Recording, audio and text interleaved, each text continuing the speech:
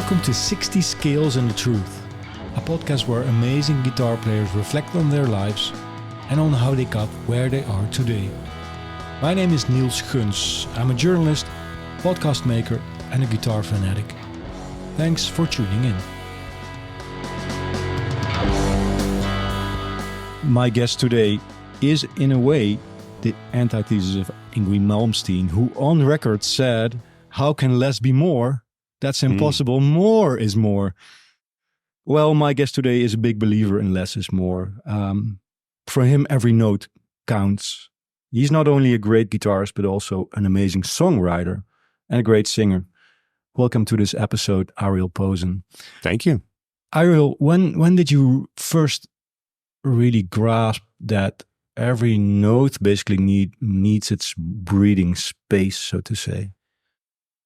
I feel like I've always known it. I feel like we all know it, but when we play, it's all about restraint, and we don't have restraint, and we just want to play all the notes because it's more fun and it's more, If it's you're a more kid, you want to show off, right? Well, no, I'm just talking. Even adults do this, Yeah. like you just want to let it all out because it's a form of expression, and it's like this thing that we've worked on that you want to just do everything you can at once. But once you get into the nuance of it and realize, wait a minute, what do I like to listen to? What makes things special when it's meaning and impact from the moment. So you can have a lot of everything, but you got to have time to take it in and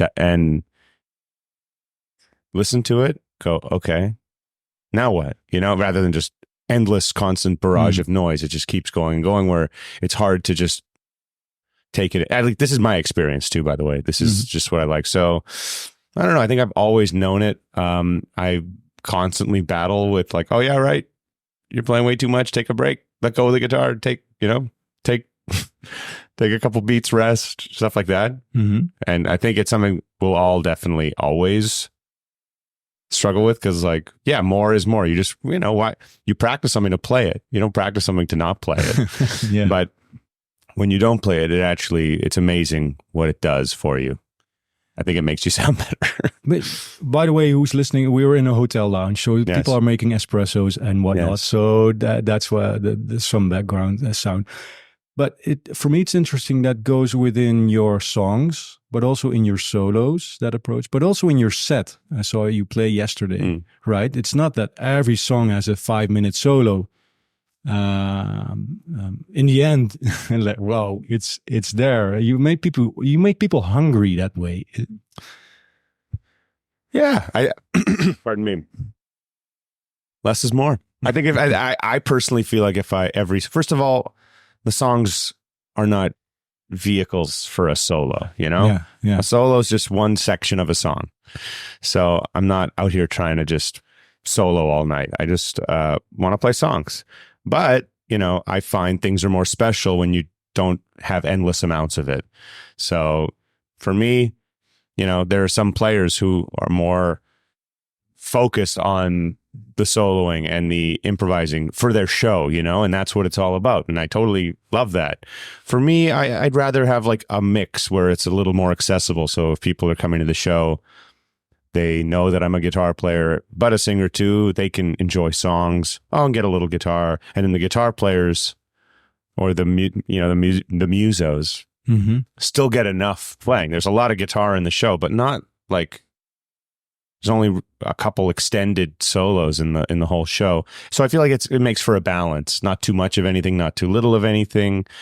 I don't want people walking away oh man, I'm just all noodling all night, or oh, he didn't play any noodle. He didn't noodle at all tonight. You got to find a balance where it's happy for everybody. You said in an interview also once, if you play great things the whole time, it makes less impact.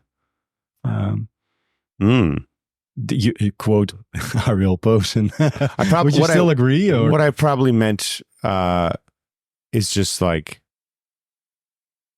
too much of anything, whether it's bad or good. There's no balance. And when there's no balance, it kind of everything becomes white noise even outside of music. You know what I mean? In life and stuff like that. So I think that's what that quote probably was referring to. Yeah. So yeah, it's just about piecing a puzzle together and like making a good show. So a show isn't about how many solos, how many features for the band, how many this or that. It's about like a journey for, you know. And I was listening to an interview with this band a few weeks ago, and it really made me rethink everything, because we as artists tour and we play shows and we write songs, record albums, and we put all this work into it and go on. And then like we show up here in Rotterdam, you know, this is our second time playing Rotterdam. We've always had a really, really, really good night at that Roadtown place. And, you know, I'm obviously going to compare it to the last time we were there, because it's my only comparison. And I go in there, I don't think like this anymore, but this is what I'm getting to, is like, previously I'd think about it and be like, okay, this is our show, let's go. But really it's like, it's their show. It's the people that are attending the concert's show. And we're just trying to provide like a really nice time for them. So I've kind of changed my mentality of being, it's like, well, obviously it's my show. I'm trying to play well and I want it to be good, but it's for them and it's their experience. So, you know, that's why I'm cognizant of all that stuff. That you say that, because playing live, of course, is I was talking to an architect this morning, who in a way is also a hybrid form of an artist and somebody you have to live in the house. Yeah. You know, and that goes for that as well, with like, for who am I there, right? For me as an artist and it's my expression, I'll do what I want, or it's probably also a balance, right? And a search, right? For sure. Absolutely. So you said I changed my mentality in that. What made you change that? Was that interview you referred to, or? Yeah, I think it's more so just trying to look at it with a more open mind, as not as this closed in. It's our show and we do our thing, and whether you like it or not, whatever. I mean, like, it is our thing we're doing, and like, we're not catering to anybody. You know, like, people come to the shows because they want to see what we do. But at the same time, you know, just the perception of like, you know, if you ever have a show where you're like, the crowd,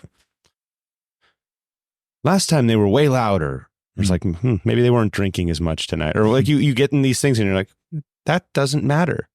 It's a perfect example are bands that, like, you know, played a consistently great selling shows, and then you have a show and like 10 people are there.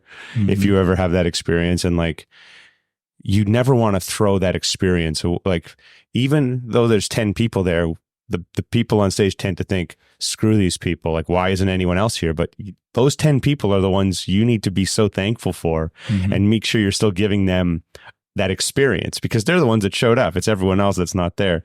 So it's just, it's all about, first of all, it's like having gratitude and stuff like that too, but just making sure it's their experience first and foremost. So who are the people in your life with who you can reflect about this? Because it's quite a vulnerable position in a way, to be on stage with your own name, right? And like, this is a process as well, not just as a musician, but as a human being, I suppose. Like, how do I position myself there, and why am I there? For who is it? Like, well, definitely the guys in my band and crew, because they're every step of the way, and they come along for the ride. They are the ride, you know what I mean? Like, they're just as much a part of it, but they know that I have a few more responsibilities and things and a lot of just more pressure on my back, so to speak. So they're always very supportive in hearing that. And my wife and I, basically every other friend in the industry that does a similar thing. It's always comforting to talk with them, and everyone can be at different experiences or different levels, but it's all the same at the end of it, you know? So it's nice.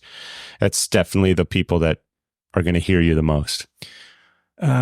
You said that balance goes in life as well, searching for that balance. Can you elaborate a little bit on that? Like, because I'm in these interview series, I try to reflect also, like, how are the people in relation to their music, right? Are you in life the kind of guy you'd expect from listening to your music?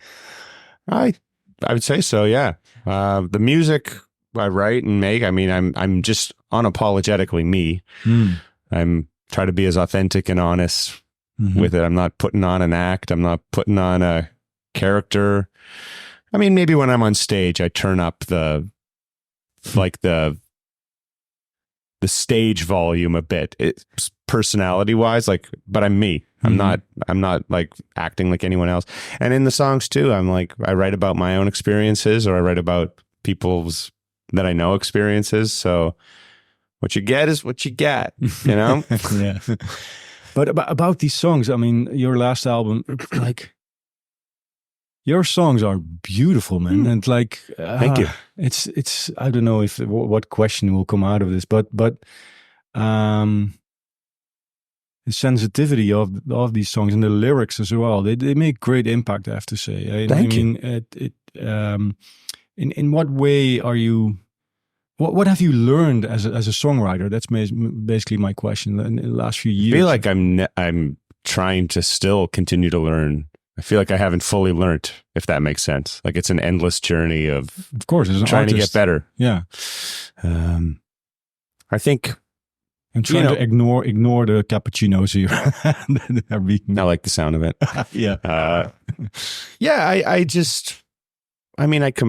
I look back at my previous work as a writer, and like, you know, you want to always improve, but I don't even think improving is the word. It's like evolving. So yeah, you want to get better. Yeah, you want to say more relatable and like things that connect with people, and like tell good stories, and like actually say something instead of just have a song that are just words essentially, and not you know, because you can write a song and not really say anything at all. So really just like trying to write the best songs as possible, and just keep doing it. And like the more I do it, like I've started writing again beginning of 2024. I haven't written really all of last year because we were on tour so much. Reasons Why came out. It was just a lot going on. So when I'm in that zone, I can't write at all. Like especially traveling and stuff. So I've scheduled a lot of stuff, and just even for myself, just like, hey, the next 3 hours you're writing right now. And that definitely got me back on the path. And when I'm writing, I actually feel a lot like mentally happier and just inspired, because it's like, as an artist, you want to create, and when you're not fully creating, if you're just performing, I love to perform. Absolutely. You know, if I just had to perform, that would be fine too. But like when you get to create and write, and it's like there's this itch that you got to scratch that is so satisfying. And then just knowing that you're starting to collect this batch of songs, just have this collection that sooner or later you're going to go into studio and properly record them and get into the whole process, get into the weeds and do this. That kind of stuff really excites me. I see your face light up in a way, like thinking about it. Yeah. It's true, right? I mean, yeah. Oh, yeah. You also mentioned that the COVID period was a very creative period. Yeah. I find it interesting because Mike Dawes, my previous guest, who will have a question for you later on, for him, the opposite happened. He basically, he was on tour so much, and he said he lost kind of purpose. Like, why am I doing this? And he got into this he didn't touch his guitar for 8 months. So it's interesting. I had the exact same thing. I think everyone had that. Yeah. Everyone had it for different amounts of time. I had it for about the first 3-ish weeks, 4 weeks. 'Cause it was like, now what? Well, all the gigs were getting canceled. I was like, what's the point? But then pretty quickly I realized, first of all, I was very fortunate that I was already doing a lot of stuff outside of touring. I was courses, teaching, recording sessions, producing, a lot of stuff that I did from like remotely anyways. That was all still going. So when the gigs and the shows and the tours got canceled, I had what's the point of this? But then I realized, like, yes, this is my job, this is my career, but it's also who I am. Like, it makes me happy. It's who, to create. And I needed to do it. So I just kind of started doing it again. It was different, but I very quickly, because I was in such a routine, the consistency of being in the same place every day, it lent itself to like, hey, you know what? I'm just going to schedule, 10 to 4 every day. I'm just going to be in studio and work and do. And suddenly it was like, boom, boom, boom, boom, boom. I started just, and a lot of work was coming in. I'm very fortunate for like recording work and so, there was a lot of live streams and not that I didn't enjoy those as much, but, recording sessions and teaching and stuff like that. It didn't take long for me to snap out of it, which I'm very happy about. It says something about you as well, that you had that, like, okay, now what? But it took you not that long to get out of that, right? I mean, I also enjoyed the break because I was going pretty hard as well, and I realized I was very burnt out. So I think I needed a few weeks. Like it was a realization of, yeah. As all the tours and stuff started getting canceled, it went from, then it started going, this is good. Actually, I think I need this. Talking about that, because I also read that you already as a kid, you moved around a lot with your parents, right? Who are touring musicians. Yeah, I mean, just occasional travels with them, not like they didn't tour like I tour or anything like that. Okay. But they would, go away a lot on weekends and summer festivals. We would turn into family trips and go festival to festival and like camp or go somewhere in between. But yeah, I was around stages and venues and concerts, festivals a lot from an early age. How important were and are they for you to become a musician? Everything, incredibly. Yeah. From the second I was like, aware of anything in life, it was music, and it was very, right in front of us my whole time growing up, and started playing piano at like 6 or 7. But I was always miming along to music and stuff like that before I played anything when I was 3 or 4 or 5 years old. And it was just natural. Like I was never forced into music. It was just always, when you grow up on something and you're into it, you're passionate about it. So you did went to college to study another thing, right? What did you? I just went for 2 seconds. I I was convinced I wanted to go into athletic therapy. So I played a lot of basketball in high school too, but I never took sciences. I never cared. And they were like, you would like this. And I dropped out the first year, like immediately. And your parents already knew, like, okay, he's going to be a musician or? Yeah, well, they supported me wanting to do it, but they were like, you didn't even like high school, but yeah, we'll support you. And sure enough, I dropped out in it and then just dove in eventually to doing music full time. So yeah, I can imagine it's so important to have a voice then who supports you, right? Oh yeah, to give you the confidence, because it's insecure existence basically, right? I mean, so many things happen, and like I said, it's vulnerable as well. It's your name up there, and like oh yeah. Well, as an artist, yeah. I mean, I've had it like reverse, because most people start being a band or an artist and they commit to being at the beginning with no following, with no infrastructure, pardon me, with no nothing, you know what I mean? And it's really hard to build that up from scratch. So in a way, I kind of cheated the system and like built, it all happened naturally, but like, when there was a bit of a following and people that were listening and wanting something, I was like, okay, I'm going to do this now. And it made it, well, not easier, but like a lot of the struggles and hoops that we have to jump through to like just at least build an audience. I already kind of had that, which I've and still am so incredibly grateful for. But even just being a working musician is not easy, and it's scary. Like you have to hustle. You have to really want to work. You need to want those gigs. You need to remind people that you're around. Like, hey, if you need that guitar player, if you need this, I'm here. Just a reminder, I'm here. All you're doing is emailing people saying I'm here. Then there's a Dutch journalist saying, hey, do you have 40 minutes of your time when you're in Rotterdam? You're like, oh, exactly. If you're fortunate too, yeah. Yeah, if you're lucky. I'm very grateful for that. No, I'm saying not you. I'm saying I'm lucky that people want to interview you. So no, it's all good stuff. It's just like you really have to want it, and it's not like a 9 to 5.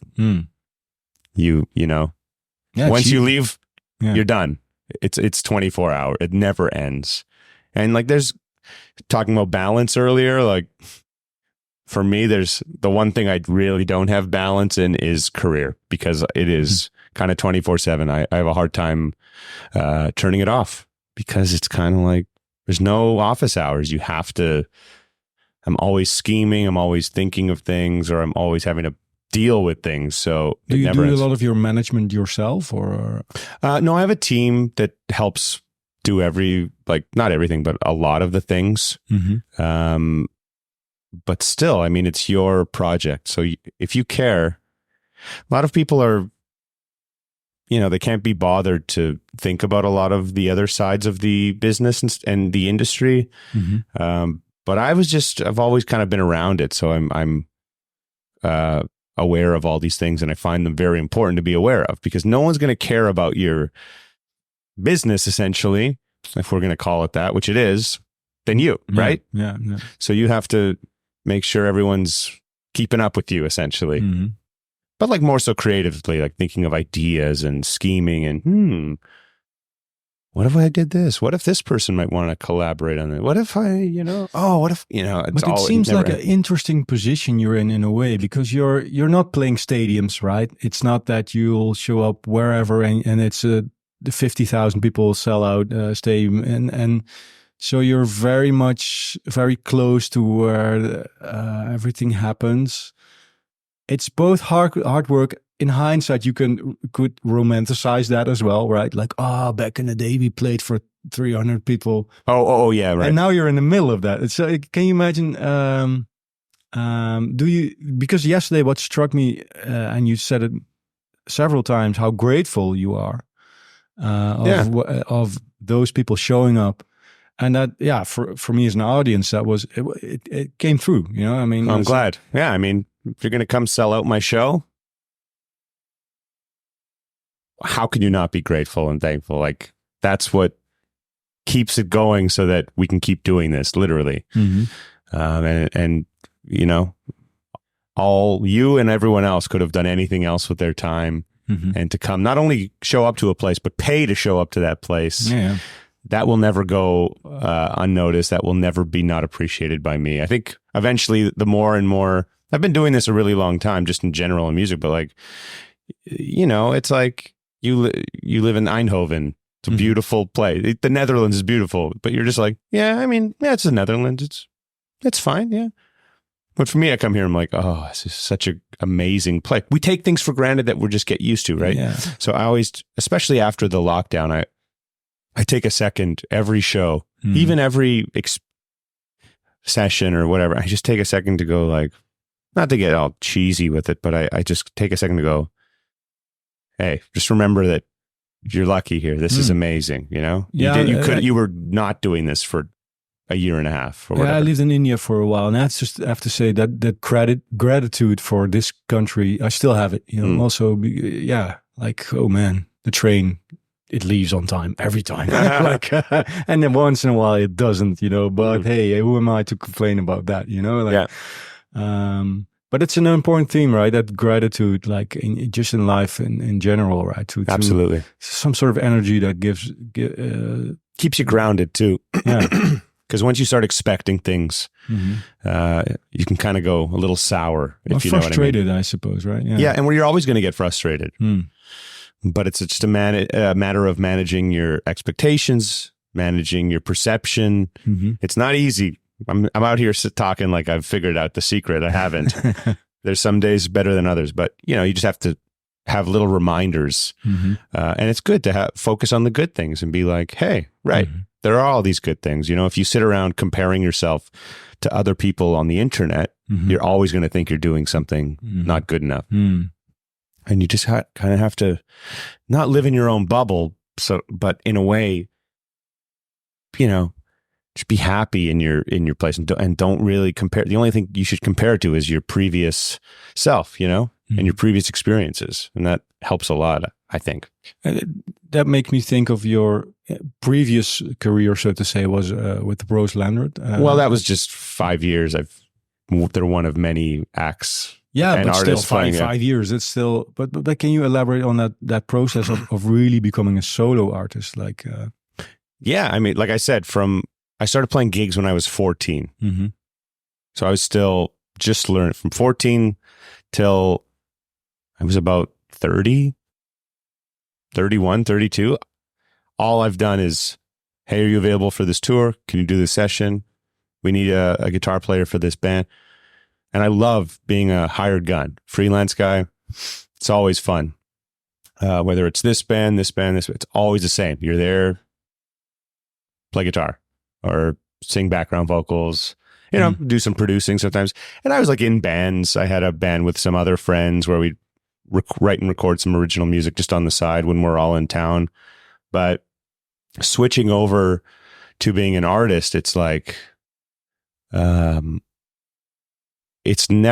never ever had like the need to be up front and center, name on the marquee. I'm not an attention seeker. I'm not like a prima donna in any kind. But the thing that I get from being an artist is that I can fully just be myself. Playing wise, I love playing other people's music and I love learning parts. It's really lovely and satisfying. But when you get to just fully be you and people appreciate it, it's like, this is so nice. And I just get to be me. I don't have to like think about it, So I love that. There's nothing more satisfying than just completely, like I said at the beginning, unapologetically, authentically being you. So I love that. Which is a little bridge to the question Mike Dawes has for you about your style. He asked something like this. He plays with such feeling and emotion. He's a very good conveyor of emotion. There's some amazing videos I've seen of him online that are just fan filmed, which I think is a real testament. Someone's a really, really sick player when they have really successful videos that are just bootleg fan footage, actual live stuff. That's always a badge of honor for me, for sure. I'm a big fan of his slide playing, but I don't have any experience really with a slide. So for him, I would say, what are his influences in that department? Like who has he listened to that made him play the way he does with the slide, and how long did it take him to kind of be able to control his playing to a point of playing so evocatively and precisely? Because he's very precise, but he has a very loose kind of feel, and I just wonder who his influences are and how long it took him to feel comfortable with the slide. Well, I was brought up on the Beatles, so like George Harrison, and like when that Beat anthology came out, they did like Free as a Bird, Real Love. I remember hearing a lot of slide stuff, and it was always like this really nice sound. Once I started getting more serious about guitar, I obviously heard Derek Trucks and started, Bonnie Raitt, Ry Cooder, heard a bunch of the classics. But there was a Canadian guy named Kevin Bright, who's this great, not a sideman guy, but he's got a bunch of his own projects. And he was the first guy that I heard just being incredibly interesting. He'd do some little behind the slide things, some chordal stuff, some droning things, and just, it was not bluesy at all. Not that I'd have anything against blues, but slide is often in a soul or an R&B or a blues kind of genre, and he was using it in all genres and making it really musical, using it more like an embellishment rather than like this novelty for a style. And it really spoke to me. So I got really into him, and that also inspired me to get into open tuning. And just from there, really, I kind of like was really enjoyed and loved his approach because it was just so different. But then I just kind of tried to just do my own thing. No matter what, everything we all play have pieces of everyone else in it. But I tried as hard as I could just to like still run in a different direction with it and just play what's in my heart, in my head. And it's really just not the slide, it's the melody and the feel and the nuance. The slide is just there to embellish it in a different way. But what struck me yesterday was that seeing you play live and you having the slide on your pinky, I thought, oh, that must have influence on the way you play chords as well, and also then on the way you compose, right, songs. So can you elaborate a little bit on that? Right. Well, the pinky doesn't live on my finger 24/7. I play just as much finger style. Yeah. The show is a bit more slide, I guess, but I started on my ring finger because basically everyone that I loved played on their ring, so I thought that's what you do, and it never felt right. So I switched to the pinky very, very early on. In fact, I found a video of myself playing in a mall in Winnipeg with my old band like 17, 18 years ago. We're like in a shopping mall with a fountain behind us. Oh, yeah. And sure enough, I was like, I couldn't remember when I started the pinky, and it was definitely before then already. So I've been pinkying for a while, and it was very early. It was an open tune guitar, and I'm like struggling through it, trying to, I don't know, play behind this. I was just like kind of finding it and figuring it out at that time. But so much of it was on stage. I just throw myself into it. It never felt right on my ring finger. So I just tried the pinky, even though I didn't really know many people that did it on their pinky. And I remember it's like, wow, this is so much easier for me. It felt a lot better. And yeah, I had 3 fingers that I could play chords and do other things with, still play finger style with the slide on. And I just didn't look back. I think it's such a technique, the slide, that you need to just alter it to make it work for you. Because is the attraction also the intonation, which is very more close to the way people talk, basically, right? We don't talk in pitch the whole time, and like it's in a way more human, so to say. Well, yeah, slide has that vocal quality because you can play in between those notes. Yeah, it's very easy to be out of tune, but sometimes playing out of tune, just inwards, outwards of the note itself, adds really nice color and tension to the notes you want to play. So you can't quite get it the same with fingers sometimes. You can get close, but yeah, some notes I struck me as you're pulling them, and you as an audience, you expect them, and like that tension that goes along with it. Just hit it. It's just a little flat, but it's kind of fun. Like it gives you that kind of tension, you know? Yeah. Hey, about questions, my upcoming guest most probably is Robben Ford. Okay, I kind of messed up. The final confirmation of Robben Ford didn't come true. Since Ariel is such a big Robben Ford fan, I won't delete his question. Is there something you'd like to ask him? Robben Ford has been a gigantic influence on me. Once I started to get into guitar, and I just like I've been into guitar my whole life, but like once I really started to get serious about guitar, he was one of the first ones where like all the nice guitar playing and like level of sophistication was this combination. And he was I thought he was the king for me. Still is. For a very long time, those Blue Line records and Supernatural, and I don't know, I just put so much time into it. That New Morning concert DVD, I still love that concert so much. Anyways, my question, maybe he's answered this a million times, and I can't really think of a good question, to be honest, but maybe this is generic, maybe it's not. So obviously he had his history. He's played with some heavy hitters, I remember in the 80s. And once he started focusing more on blues, where did he start getting his, really into infusing his jazz vocabulary into his blues playing? I feel like he's the king of the altered scale, king of getting from that 1 to the 4 chord and that 5 to the 1 chord, and just those transitions. That's what makes his playing so interesting, right? Absolutely. But just to... he's always done it so tastefully and, with the best feel and tone. And that's all his hands. I bet if Robben picked up a shoe plugged into a microwave, it's going to sound just as good as a Dumble.